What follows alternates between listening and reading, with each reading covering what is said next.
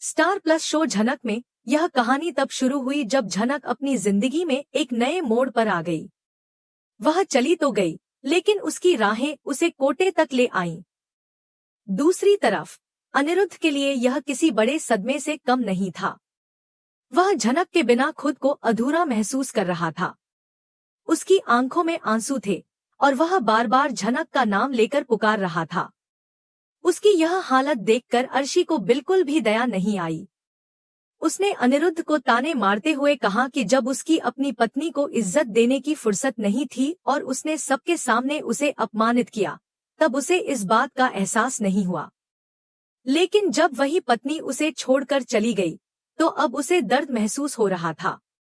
अनिरुद्ध, जो कभी खुद को मजबूत दिखाने की कोशिश करता था, अब पूरी तरह से टूट चुका था। वह खुद से यह सवाल कर रहा था कि आखिर झनक ने उसे इस कदर क्यों छोड़ दिया। लेकिन शायद यह वही दर्द था जिसका सामना झनक ने तब किया था, जब अनिरुद्ध ने उसके सामने अर्शी को अपनाने का फैसला किया था। झनक अब उसकी जिंदगी से जा चुकी थी, लेकिन उसके जाने के बाद ही अनिरुद्ध को यह एहसास हुआ कि वह कितना अकेला रह गया है। दूसरी ओर झनक कोटे में पहुंच चुकी थी। उसे जब होश आया तो उसने खुद को बिल्कुल अलग माहौल में पाया। वहां की औरतें उसे घेरकर खड़ी थी और उससे सवाल पूछ रही थी।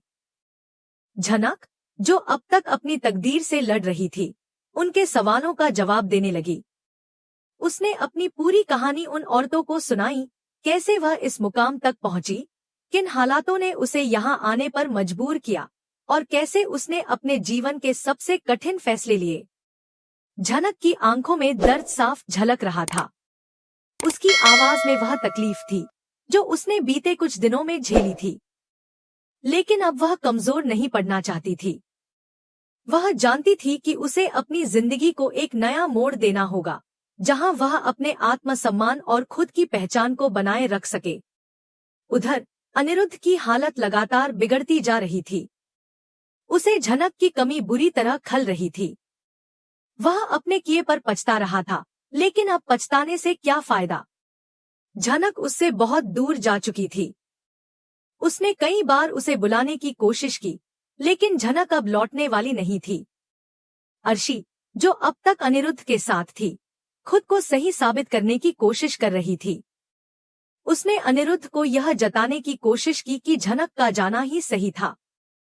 लेकिन अनिरुद्ध के दिल में बस एक ही सवाल था, क्या झनक अब कभी वापस आएगी? झनक अब अपने नए सफर की ओर बढ़ रही थी। वह जानती थी कि अब उसे अपनी तकदीर खुद लिखनी होगी। अब वह उस झनक की तरह नहीं थी जो किसी और की वजह से अपने फैसले बदल दे। अब वह अपने आत्मसम्मान के लिए जीने वाली थी। अब देखना यह था कि क्या अनिरुद्ध झनक को वापस पाने के लिए कोई कदम उठाएगा, या फिर झनक अपनी जिंदगी की नई शुरुआत करके एक नई कहानी लिखेगी। झनक अब तक जिन हालातों से गुजर रही थी, वे उसे अंदर तक तोड़ चुके थे। वह जिस उम्मीद से आगे बढ़ रही थी, वह धीरे धीरे धुंधली होती जा रही थी। बिपाशा ने उसे समझाने की बहुत कोशिश की थी, लेकिन अब झनक खुद को एक ऐसी स्थिति में फंसा हुआ महसूस कर रही थी, जहां से निकलना लगभग नामुमकिन था। वह खुद को कोस रही थी कि आखिर क्यों वह इतनी जल्दी किसी पर भरोसा कर लेती है। यह उसकी सबसे बड़ी कमजोरी थी, और शायद यही वजह थी कि वह एक के बाद एक मुसीबत में फंसती जा रही थी। उसकी आंखों में आंसू थे। उसने भारी दिल से कहा, काश भगवान मुझे भी मेरे मम्मी पापा की तरह अपने पास बुला ले। उसकी यह बात उसके अंदर के दर्द को साफ बयान कर रही थी। उसे लग रहा था कि उसके जीवन में अब कुछ भी ठीक नहीं हो सकता। वह रोने लगी, खुद को अकेला महसूस करने लगी, लेकिन फिर भी वह खुद को संभालने की कोशिश कर रही थी। वह वहां से जाने के लिए तैयार थी, लेकिन तभी एक औरत ने उसे रोक लिया। उस औरत की आवाज में सख्ती थी। उसने कहा, इधर एक बार आने के बाद कोई यूं ही नहीं चला जाता। अगर तुझे यहाँ रहना है तो तुझे नाचना पड़ेगा, गाना पड़ेगा। यहाँ की यही रीत है। झनक यह सुनकर सिहर उठी। उसे समझ में नहीं आ रहा था कि अब वह क्या करे। उसकी आंखों में डर साफ झलक रहा था। वह यह सब नहीं चाहती थी, लेकिन उसकी हालत ऐसी थी कि वह चाहकर भी यहाँ से भाग नहीं सकती थी। दूसरी तरफ बिपाशा झनक को बार बार फोन कर रही थी। वह उससे बात करना चाहती थी, उसे समझाना चाहती थी। जब झनक ने आखिरकार उसका फोन उठाया तो बिपाशा ने कहा, तू मेरे लिए आई थी, मेरे सपोर्ट में खड़ी थी, तुझे इस हाल में नहीं देख सकती। उसकी आवाज में चिंता थी, लेकिन झनक ने बस एक हल्की सी मुस्कान के साथ जवाब दिया, मुझे इसकी आदत हो गई है, अब कोई फर्क नहीं पड़ता। बिपाशा जानती थी कि झनक सिर्फ अपने दर्द को छिपाने की कोशिश कर रही है। वह उससे और ज्यादा कुछ कहने ही वाली थी कि तभी शुभ, आशी, तनुजा और बाकी लोग लाल को समझाने में लग गए। लाल, जो पहले झनक की किसी भी बात को मानने के लिए तैयार नहीं था, अब धीरे धीरे नरम पड़ने लगा। सभी ने मिलकर उसे यह समझाने की कोशिश की कि वह झनक को जाने दे। काफी देर की बातचीत के बाद आखिरकार लाल ने झनक को छोड़ने का फैसला कर लिया। यह झनक के लिए राहत की सांस लेने जैसा था। उसे लगा कि शायद अब उसकी जिंदगी फिर से पटरी पर आ सकती है। लाल ने बिपाशा को भी वहीं रहने की इजाजत दे दी।